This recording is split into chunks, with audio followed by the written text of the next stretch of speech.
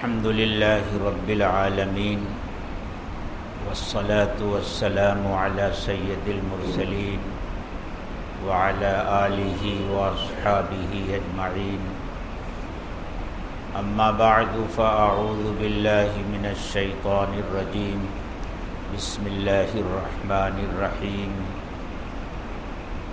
إنما المؤمنون الذين إذا ذكر الله وجلت قلوبهم وإذا تليت عليهم آياته زادتهم إيمانا وعلى ربهم يتوكلون الذين يقيمون الصلاة ومما رزقناهم ينفقون أولئك هم المؤمنون حقا لهم درجات عند ربهم ومغفرة ورزق كريم صدق اللہ العظیم۔ محترم بزرگوں اور دوستوں، اللہ تعالیٰ نے انسانوں کی طبیعت اور ان کا مزاج ایسا بنایا ہے کہ جو چیز وہ اپنی محنت سے حاصل کرتے ہیں اور اس کے لیے قربانیاں دیتے ہیں، اس کی بڑی قدر و قیمت ہوتی ہے ان کے نزدیک، اور جو چیز بغیر محنت کے مل جائے، بغیر قربانی کے مل جائے، اس کی قدر و قیمت نہیں ہوتی۔ اللہ تعالیٰ نے حضرت نوح علیہ السلام کی بددعا کے نتیجے میں جب طوفان بھیجا اور اس وقت کی پوری انسانی دنیا تباہ اور برباد ہو گئی، سوائے ان لوگوں کے جو حضرت نوح علیہ السلام کے ساتھ کشتی میں سوار تھے۔ جب طوفان تھما اور کشتی خشکی پر ٹھہری تو اللہ تعالیٰ نے حضرت نوح علیہ السلام کو حکم دیا کہ مٹی کے برتن بناؤ۔ نوح علیہ السلام نے مٹی کے برتن بنانے شروع کیے، اور جب بہت سارا برتن انہوں نے بنا لیا تو اللہ تعالیٰ نے ارشاد فرمایا، نوح اب ان برتنوں کو توڑ دو۔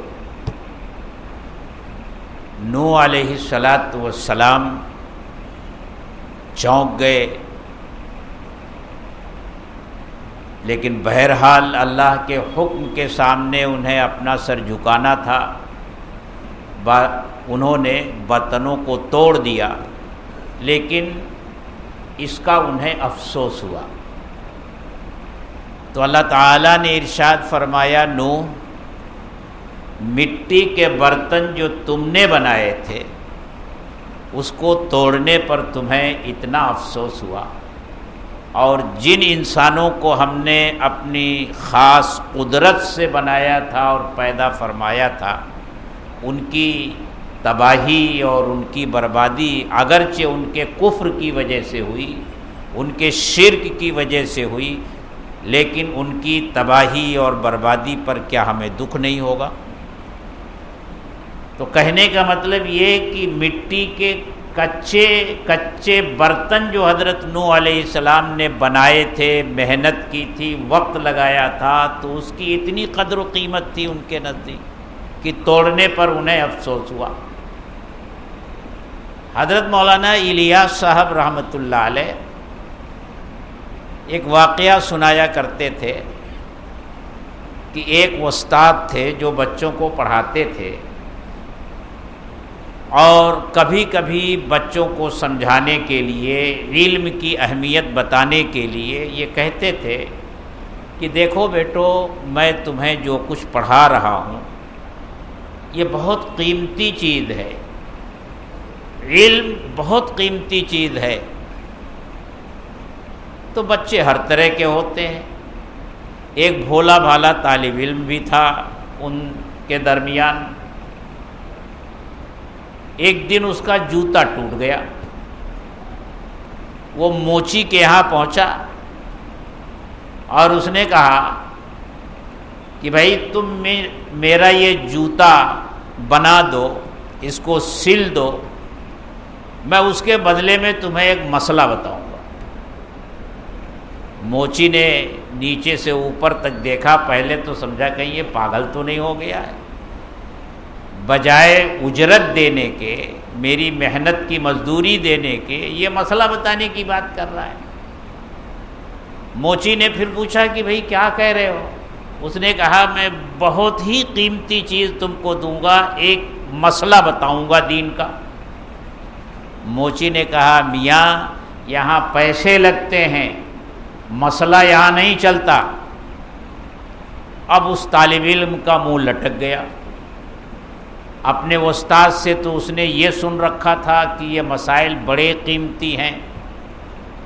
وہ واپس آیا اپنے استاد کے پاس اور آ کر کے عرض کیا کہ حضرت آج میں موچی کے یہاں گیا تھا، ایک مسئلے کے بدلے میں اس نے تو میرا جوتا نہیں سیا اور آپ کہتے ہیں کہ یہ بڑی قیمتی چیزیں ہیں۔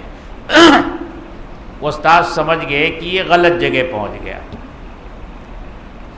اس طالب علم کو سمجھانے کے لیے حضرت نے ایک موتی نکال کر اسے دیا اور کہا دیکھو یہ موتی لے کر کے سبزی منڈی چلے جاؤ اور وہاں جو سبزی بیچنے والی عورتیں ہیں انہیں یہ دکھا کر کے ان سے سبزی مانگو، لیکن سبزی خریدنا نہیں، یہ موتی دینا نہیں، واپس لے کر آ جانا۔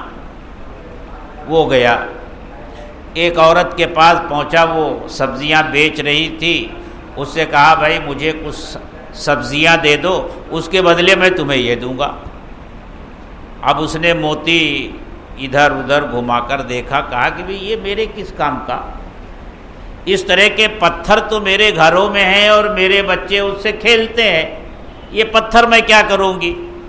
لیکن تم ضرورت مند معلوم ہوتے ہو، تمہیں ضرورت ہے سبزیوں کی، ٹھیک ہے میں تمہیں کچھ سبزیاں دے دیتی ہوں اور یہ مجھے دے دو، میں لے جاؤں گی اپنے بچوں کو دے دوں گی، اس سے کھیلیں گے۔ لیکن استاد نے تو کہا تھا دینا نہیں۔ یہ اٹھ کر چلا آیا اور سارا واقعہ اپنے استاد سے بتایا کہ حضرت ایسا ایسا ہوا۔ پھر حضرت نے کہا کہ اچھا آپ جوہری بازار میں چلے جاؤ اور جوہری کی دکان پر جاؤ اور اس سے یہ پوچھو کہ بھئی مجھے یہ بیچنا ہے۔ لے کے پہنچا جوہری کے یہاں اور کہا کہ بھئی مجھے یہ بیچنا ہے، اس کے کیا پیسے ملیں گے؟ اب جوہری اس کو دیکھ رہا ہے، موتی دیکھ رہا ہے، اس کو دیکھ رہا ہے، موتی دیکھ رہا ہے، تو اس نے پوچھا بھئی یہ تمہارا ہے؟ کہا ہاں میرا ہے۔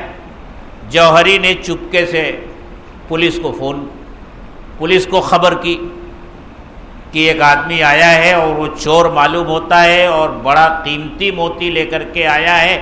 یہ موتی تو ایسا ہے کہ کوئی جوہری تو اس کی قیمت کیا دے گا؟ بادشاہ اگر دے سکتا ہے تو دے سکتا ہے، کوئی جوہری اس کی قیمت نہیں دے سکتا۔ اب پولیس آئی، اس نے پکڑ لیا۔ پولیس نے پوچھا بھئی یہ کہاں سے ملا تم کو؟ تو اس نے کہا میرے استاد نے دیا ہے، مشہور آدمی تھے۔ اب پولیس بھی سمجھ گئی کہ بھئی یہ چوری کا نہیں ہے، واپس کر دیا اس کو۔ وہ اپنے استاد کے پاس پہنچا اور کہا کہ حضرت آج تو یہ ماجرا ہو گیا۔ کہا ہاں آج تم اس موتی کی قیمت جاننے والے کے پاس پہنچے تھے، اس لیے وہ سمجھ گیا کہ یہ کتنا قیمتی ہے۔ سبزی فروش کے ہاں جاؤ گے تو اس موتی کی قیمت کیا جانے گی؟ ہاں جوہری کے ہاں جاؤ گے تب وہ سمجھے گا کہ یہ موتی کتنا قیمتی ہے۔ یہ واقعہ سنا کر حضرت مولانا الیاس صاحب رحمۃ اللہ علیہ فرمایا کرتے تھے کہ اللہ تعالیٰ نے ہمیں جو ایمان کا موتی دیا ہے اس کی قدر و قیمت ہم نہیں جانتے، یہ کتنا قیمتی موتی ہے، اور اس کی قدر و قیمت اس لیے نہیں جانتے کہ یہ دولت ہمیں گھر میں بیٹھے بیٹھے مل گئی ہے، اس کے لیے ہماری کوئی قربانی نہیں ہے، ہماری کوئی محنت نہیں ہے، ہم نے اس کے لیے کوئی مشقت نہیں جھیلی ہے۔ مسلمان ماں باپ کے گھر میں پیدا ہو گئے، انہوں نے اسلامی نام رکھ دیا عبداللہ، عبد الرحمن، اور ووٹر لسٹ میں ہمارا نام مسلمان ہے، ہم یہ لکھ دیا گیا اس لیے ہم مسلمان ہیں۔ ایمان کے لیے ہم نے کوئی قربانی نہیں دی ہے، ایمان کے لیے اپنا کچھ کھویا اور گنوایا نہیں ہے، گھر بیٹھے بیٹھائے یہ دولت مل گئی ہے تو اس کی قدر و قیمت ہمیں معلوم نہیں۔ ان لوگوں سے ایمان کی قدر و قیمت پوچھو جنہوں نے اس کے لیے قربانیاں دی تھیں، جنہوں نے اس کے لیے آگ کے انگاروں پر لیٹنا گوارا کیا تھا، اپنے جسموں کو کوڑوں سے پٹوا کر کے زخمی کرنا گوارا کیا تھا، لیکن ایمان کی دولت کی قیمت تھی ان کے نزدیک، کسی بھی صورت میں ایمان چھوڑنے کے لیے تیار نہیں تھے۔ ان سے پوچھو ایمان کی قدر و قیمت۔ میرے دوستو، یہ بڑی عظیم نعمت ہے اور بہت بڑی دولت ہے جو اللہ تعالیٰ نے گھر میں بیٹھے بٹھائے ہمیں یہ نعمت عطا فرما دی ہے، اس کی ہمیں قدر کرنی ہوگی۔ اور ایمان کا جو سب سے بڑا چور ہے، بلکہ ایمان کا جو سب سے بڑا ڈاکو ہے، اس ڈاکو سے حفاظت کی ہمہ وقت فکر کرنے کی ضرورت ہے۔ جو قیمتی چیز ہوتی ہے آدمی اس کی حفاظت کرتا ہے۔ بھئی اگر آپ کے پاس سونا ہے تو سونا لے جا کر کے آپ کہیں ایسے الماری کے اوپر تھوڑی رکھ دیتے ہیں، اس کو تجوری میں رکھتے ہیں، تجوری کے اندر تجوری ہوتی ہے اس میں بند کر کے رکھتے ہیں، اس کی حفاظت فرماتے ہیں۔ اسی طرح جو قیمتی چیز ہوتی ہے اس کی حفاظت کی جاتی ہے۔ اور ایمان کا چور تو بڑا شاطر ہے، وہ تو آنکھوں کا کاجل بھی چرا لیتا ہے اور آدمی کو پتہ نہیں چلتا۔ وہ کیسے چوری کرتا ہے ایمان کی؟ حضرت شیخ عبد القادر جیلانی رحمۃ اللہ علیہ کا واقعہ مشہور ہے کہ وہ عبادت کر رہے ہیں، تنہائی میں ہیں، کہ شیطان ان کے سامنے آیا اور ایک بدلی سی ان کے سر پر آ گئی، اور پھر اس بدلی میں سے آواز آئی کہ شیخ عبد القادر جیلانی ہم تمہارے رب ہیں، ہم اللہ ہیں، ہم تمہاری عبادت سے اتنے خوش ہو گئے کہ اب ہم نے نمازیں تمہارے ذمے سے معاف کر دی۔ شیخ عبد القادر جیلانی رحمۃ اللہ علیہ نے سر اٹھایا اور فرمایا لا حول ولا قوت الا باللہ العلی العظیم۔ تو شیطان معلوم ہوتا ہے، تو شیطان ہے یقیناً۔ نماز تو جب اللہ کے آخری نبی حضرت محمد صلی اللہ علیہ وسلم کے ذمے سے معاف نہیں ہوئی تو میں تو ان کا ایک ادنا غلام ہوں، میرے ذمے سے نماز معاف کیسے ہو سکتی؟ یہ کہنا تھا کہ وہ بدلی پھٹ گئی، ختم ہو گئی، اور شیطان پھر اپنی اصل شکل میں سامنے آیا اور کہا عبد القادر جیلانی آج تم میرے اس حملے سے اپنے علم کی وجہ سے بچ گئے۔ شیخ عبد القادر جیلانی رحمۃ اللہ علیہ نے فرمایا تیرا یہ حملہ پہلے حملے سے زیادہ خطرناک ہے، تو مجھے میرے علم پر مغرور بنانا چاہتا ہے، تو مجھے میرے ذہن میں یہ ڈالنا چاہتا ہے کہ میں نے اپنے علم کی وجہ سے تیرے مکر کو سمجھ لیا۔ نہیں، ہرگز نہیں، اللہ نے مجھے بچایا ہے تیرے مکر سے اور تیرے جال سے۔ وہ چاہتا تھا کہ حضرت شیخ عبد القادر جیلانی رحمۃ اللہ علیہ کو ان کے علم پر مغرور بنا دے۔ بڑا باریک حملہ تھا، تو ایسا چور ہے ایمان کا۔ حضرت امام احمد ابن حنبل رحمۃ اللہ علیہ کا جب انتقال ہونے لگا تو بار بار ان کے اوپر غشی طاری ہوتی تھی اور افاقہ ہوتا تھا، اور جب غشی طاری ہوتی تھی تو کہتے تھے ابھی نہیں، ابھی نہیں، ابھی نہیں۔ جب افاقہ ہوا تو صاحبزادے نے پوچھا کہ ابا جان آپ فرما رہے تھے ابھی نہیں، ابھی نہیں، یہ کیا ماجرا تھا؟ تو فرمایا بیٹے میرے سامنے شیطان آیا تھا اور وہ اپنے ہاتھ افسوس سے مل رہا تھا اور کہہ رہا تھا احمد تم اپنا ایمان مجھ سے بچا لے گئے، تو میں اس سے کہہ رہا تھا ابھی نہیں، ابھی نہیں، جب تک سانس کا سلسلہ جاری ہے تیری طرف سے اطمینان نہیں ہے۔ حدیث میں اللہ کے رسول صلی اللہ علیہ وسلم نے ارشاد فرمایا کہ جب آدمی مرنے لگتا ہے تو پیاس کا یہ عالم ہوتا ہے کہ اس وقت اگر وہ پورا سمندر پی لے تو اس کی پیاس نہ بجھے۔ ایسے وقت میں شیطان پانی کا پیالہ لے کر کے اس کے سامنے حاضر ہوتا ہے، اور یہ جب ہاتھ بڑھا کر لینا چاہتا ہٹا لیتا ہے۔ وہ کہتا ہے اس شرط پر یہ پیالہ ملے گا جب تو اپنا ایمان مجھے دے دے۔ اگر ایمان کی قدر و قیمت نہیں تھی دنیا میں، اس نعمت کو نعمت نہیں سمجھا تھا، تو وہ ایک پیالہ پانی کے لیے اپنا ایمان اس وقت بیچ دیتا ہے شیطان کے ہاتھ میں۔ تو اس کے پیچھے وہ چور لگا ہوا ہے جو بہت چالاک ہے، اس کے ہتھ کنڈے ایسے ہیں، اس کے جال ایسے ہیں کہ سمجھ میں نہیں آتے۔ وہ ایسا شکاری ہے کہ اس کے جال میں آدمی پھنسی جاتا ہے۔ اللہ ہی حفاظت فرمائے تو آدمی شیطان سے محفوظ رہ سکتا ہے۔ اسی لیے اللہ تعالیٰ نے ہمیشہ شیطان سے پناہ مانگنے کی دعا کرنے کا حکم دیا ہے۔ ہم جب قرآن کھولتے ہیں اور اس کو پڑھنا چاہتے ہیں تو سب سے پہلے کیا کہتے ہیں؟ اعوذ باللہ من الشیطان الرجیم، میں اللہ کی پناہ مانگتا ہوں شیطان مردود سے، اور اس کے بعد اللہ کا کلام ہم پڑھتے ہیں۔ ایسا لگا ہوا ہے۔ میرے دوستو، آج جو آیت میں نے تلاوت کی ہے، اس آیت میں اللہ تعالیٰ نے ایمان والوں کو ایک ایسا تھرمامیٹر دیا ہے جس کے ذریعے ہر ایمان والا اپنی ایمانی سطح کو، ایمان کی حرارت کو، ایمان کی گرمی کو، ایمان کا ٹمپریچر کتنا ہے اس کو ناپ سکتا ہے، اور ناپنا چاہیے۔ اس آیت کو پڑھنا چاہیے، اور اس آیت میں کامل ایمان والوں کے جو اوصاف بیان کیے گئے ہیں وہ معلوم کر کے اپنے اندر انہیں تلاش کرنا چاہیے۔ اگر وہ ہیں تو اللہ کا شکر ادا کرنا چاہیے، اور اگر وہ ہیں نہیں ہیں یا ہیں لیکن اس درجے کے نہیں ہیں جیسے ہونے چاہیے تو اس کو حاصل کرنے کی کوشش کرنا چاہیے۔ اللہ تعالیٰ نے ارشاد فرمایا انما المؤمنون الذين اذا ذكر الله وجلت قلوبهم واذا تليت عليهم آياته زادتهم ایمانا۔ ایمان والے تو بس وہ لوگ ہیں جب ان کے سامنے اللہ کا ذکر کیا جائے تو ان کے دل ڈر جاتے ہیں، وہ کانپ جاتے ہیں۔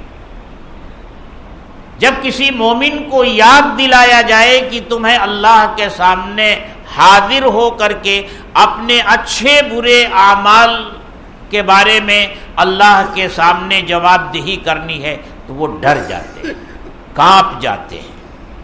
وَإِذَا تُلِيَتْ عَلَيْهِمْ آيَاتُهُ زَادَتْهُمْ ایمانا، اور جب ان کے سامنے اللہ کی آیتیں پڑھی جاتی ہیں تو ان کے ایمان میں اضافہ ہو جاتا ہے، ایمان میں قوت پیدا ہو جاتی ہے، ایمان میں طاقت پیدا ہو جاتی ہے۔ کیسے؟ اس کو ایک مثال سے سمجھیے کہ جیسے آگ کا ایک انگارہ ہوتا ہے، اگر اس کو بھٹی سے نکال کر باہر رکھ دیجئے، اس کے ماحول سے نکال کر مخالف ماحول میں رکھ دیجئے، تو آپ دیکھیں گے کہ تھوڑی دیر کے بعد اس انگارے کے اوپر راکھ کی پرت جمنی شروع ہو جاتی ہے، اور دھیرے دھیرے وہ راکھ کی پرت اتنی دبیز اور موٹی ہو جاتی ہے کہ انگارہ اس کے اندر چھپ جاتا ہے، اور پھر پتہ چلتا ہے کہ یہ انگارہ نہیں بلکہ راکھ کا ڈھیر ہے، اس میں چھپا رہتا ہے اندر۔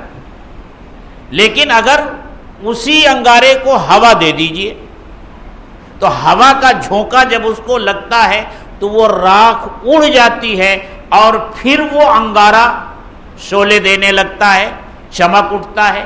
ٹھیک اسی طرح اس دنیا میں ہم مختلف ماحول میں رہتے ہیں، آتے جاتے ہیں، اس ماحول کا اثر ہماری طبیعتوں پر پڑتا ہے، ہمارا ایمان متاثر ہوتا ہے، اور حالات کی گرد اور اس کی راکھ ایمان کے انگارے پر جمتی چلی جاتی ہے۔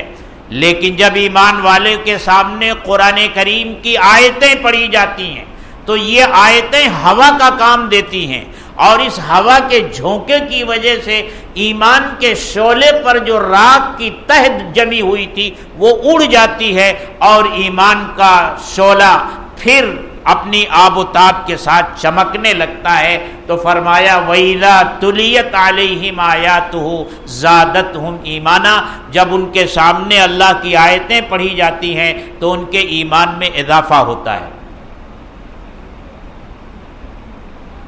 اور آگے فرمایا وَعَلَىٰ رَبِّهِمْ يَتَوَكَّلُونَ، اور وہ اپنے رب پر ہی بھروسہ کرتے ہیں، سب کچھ کرتے ہیں اس دنیا میں، کاروبار کرتے ہیں، دکان چلاتے ہیں، تجارت کرتے ہیں، ملازمت کرتے ہیں، لیکن ان کا یہ ایمان ہوتا ہے کہ جو کچھ مجھے مل رہا ہے وہ اللہ دے رہا ہے، یہ صرف ذریعہ ہے، یہ صرف واسطہ ہے۔ ان کا بھروسہ اپنے کاروبار پر نہیں، اپنی تجارت پر نہیں، بلکہ ان کا بھروسہ اللہ پر ہوتا ہے۔ وَعَلَىٰ رَبِّهِمْ يَتَوَكَّلُونَ۔ آگے فرمایا الذین یقیمون الصلاۃ، جو نماز قائم کرتے ہیں، وَمِمَّا رَزَقْنَاهُمْ يُنْفِقُونَ، اور جو کچھ ہم نے ان کو دیا ہے اس میں سے خرچ کرتے ہیں، پورا نہیں، اس میں سے خرچ کرتے ہیں۔ اللہ تعالیٰ پورا خرچ کرنے کا حکم نہیں دیتے، بلکہ جو کمایا ہے اس میں سے کچھ حصہ اللہ کے راستے میں خرچ کرتے ہیں۔ تو یہ 5 صفتیں بیان فرمائی۔ اللہ کا نام آتا ہے تو ان کے دل ڈر جاتے ہیں، قرآن کی آیتیں تلاوت کی جاتی ہیں تو ان کا ایمان بڑھ جاتا ہے، اور وہ اپنے رب پر ہی بھروسہ کرتے ہیں۔ 3، اور جو نماز قائم کرتے ہیں۔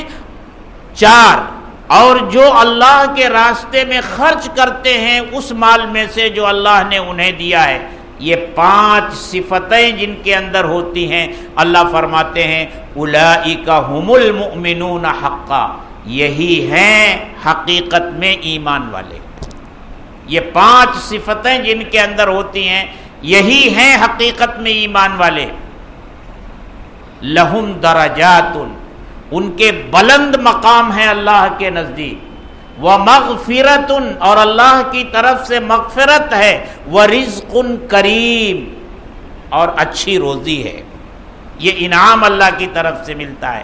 تو میرے دوستو، یہ آیت کریمہ ہر ایمان والے کے لیے اپنے ایمان کی سطح اور ایمان کی حرارت ناپنے کا تھرمامیٹر ہے۔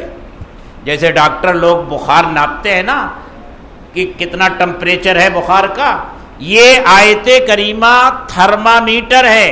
یہ ہر آدمی کو یاد کر کے اور اس تھرمامیٹر کے ذریعے اپنے ایمان کی سطح کو ناپتے رہنا چاہیے کہ کتنی گرمی ہے ہمارے ایمان میں، کتنی حرارت ہے ہمارے ایمان میں، اور ہمارے ایمان کا ٹمپریچر کیا ہے۔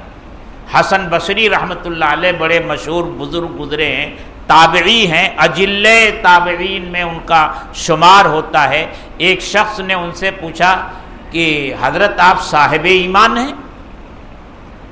حسن بصری رحمۃ اللہ علیہ نے ارشاد فرمایا، اگر صاحب ایمان سے تمہاری مراد یہ ہے کہ میں اللہ کو مانتا ہوں، رسول اللہ پر ایمان ہے، نبیوں پر ایمان ہے، اللہ کی کتابوں پر ایمان ہے، فرشتوں پر ایمان ہے، آخرت پر ایمان ہے، اور جنت اور جہنم پر ایمان ہے، اچھی بری تقدیر پر ایمان ہے، تو یقیناً میں صاحب ایمان ہوں، میں ان سب باتوں کو مانتا ہوں۔ اور میرے بھائی، اگر ایمان والے سے مراد تمہاری وہ ایمان والا ہے جس کا تذکرہ سورہ انفال کی اس آیت میں ہے، انما المؤمنون الذین اذا ذکر اللہ وجلت قلوبہم، تو بھائی میں نہیں کہہ سکتا کہ میں اس معیار پر پورا اترتا ہوں یا نہیں اترتا ہوں۔ اللہ تعالی ہم سب کو سمجھ عطا فرمائے۔ وآخر دعوانا الحمدللہ رب العالمین، الحمدللہ رب العالمین، والصلاة والسلام علی سید المرسلین وعلی آلہ واصحابہ اجمعین۔ اے اللہ ہم سب تیرے گنہگار بندے ہیں، کمزور بندے ہیں، اے اللہ سر سے پیر تک گناہوں میں ڈوبے ہوئے ہیں، ہمارے گناہوں کو معاف فرما دے، ہماری خطاؤں سے درگزر فرما دے۔ اے اللہ ہم سب کو ایمان کامل کی دولت عطا فرما دے، اے اللہ ایمان کامل کی دولت عطا فرما دے۔ اے اللہ جن صفات کا تذکرہ سورہ انفال کی اس آیت میں کیا گیا، اے اللہ ان صفات سے ہم سب کو متصف فرما دے، اے اللہ ان صفات سے ہم سب کو متصف فرما دے۔ ہم تیرا ذکر سن کر ڈرنے والے بن جائیں، تیری آیتوں کی تلاوت سنیں تو ہمارے ایمان میں اضافہ ہو جائے، تجھی پر ہم بھروسہ کرنے والے بن جائیں، نماز کو قائم کرنے والے بن جائیں، اور جو کچھ تو نے ہمیں مال کی شکل میں دیا ہے اس میں سے ہمیں خرچ کرنے کی توفیق بھی تو ہمیں عطا فرما دے۔ اے اللہ ان صفات سے ہمیں متصف فرما دے، ایمان کامل کی دولت نصیب فرما دے۔ اے اللہ جن لوگوں نے دعاؤں کے لیے کہا ہے، لکھا ہے، یا ان کا ہم پر حق ہے، تمام کے جائز دلی مقاصد پورے فرما دے۔ اے اللہ ہم میں جو بیمار ہیں ان کو شفائے کاملہ عاجلہ دائمہ مستمرہ عطا فرما دے۔ اے اللہ اسلام کے ساتھ دنیا میں زندہ رکھ، اور مرتے وقت ہماری موت ایمان پر فرما، کلمہ شہادت ہماری زبان پر جاری ہو، اور روح کا ناطہ جسم سے ٹوٹ رہا ہو۔ اے اللہ ہمارے حال پر رحم فرما دے، اے اللہ ہمارے حال پر رحم فرما دے۔ ربنا تقبل منا انک انت السمیع العلیم وتب علینا انک انت التواب الرحیم، وصلی اللہ تعالی علی خیر خلقہ محمد وآلہ وصحبہ آمین۔